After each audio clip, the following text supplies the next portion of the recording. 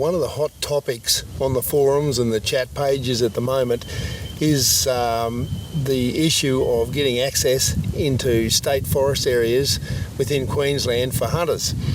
And there seems to be a lot of support for this, but it's not as easy an issue as it might sound. Now, fair enough, in Victoria and New South Wales, they've got systems for hunting state forest land. Up here in Queensland, though, we've got 70 or 80 different types of lease country, and most of it is leased by landowners for cattle or sheep, grazing enterprises. So there's actually people using our lease country. And this is a good example here of what we're talking about. This fence here is the lease boundary on this property. I'm actually in the lease now. There's the freehold, and look at the fence. In a lot of areas, these leases have been in these landowners' possession or in their families as part of their rural production for decades. Best part of a century in some places. So a lot of the fences have been let go into disrepair. And just picture this for a while.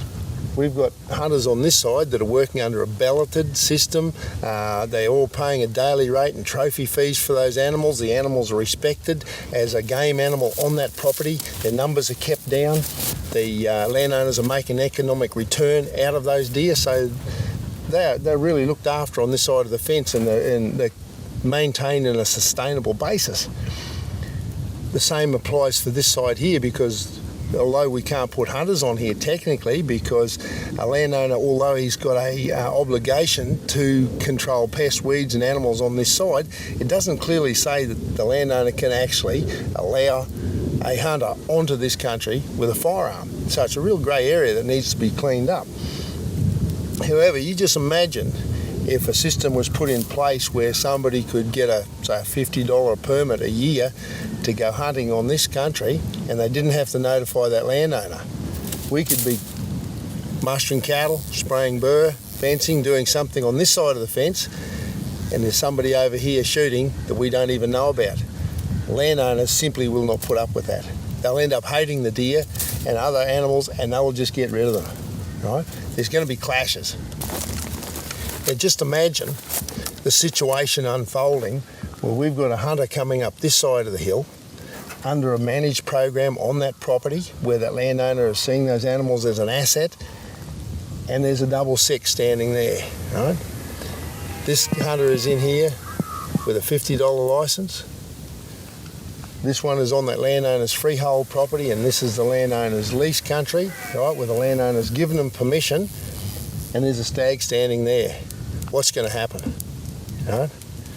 There's going to be an issue between those two hunters. What will stop this guy that's got a $50 licence and nobody looking after him, nobody watching what he's doing, if that 6.6 is standing 5 metres inside that fence there, are you going to try and tell me that he won't jump over that fence or walk through it, look at that, to shoot that stag?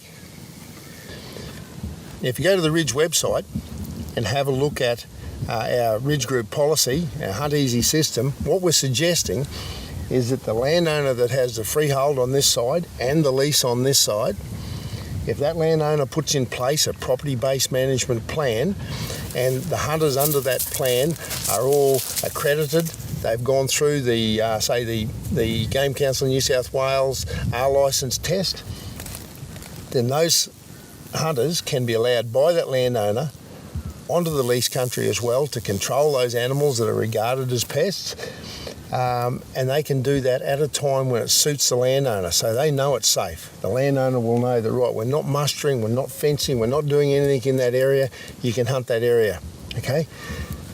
The other alternative that people are chasing now is that they should be allowed on that lease and override the landowner.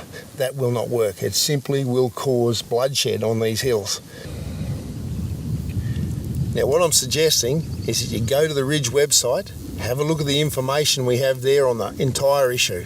Have a look at our Hunt Easy system and our policy and see for yourself. We're not trying to stop hunters, we're trying to actually give access to hunters the right way in cooperation with the landowners. Now, if you think this is a good idea, get onto your local member. Talk to them kindly, respectfully, and ask them to support sustainable management of wild deer, not eradication of wild deer. Let's use these as an asset for future generations. This is our world.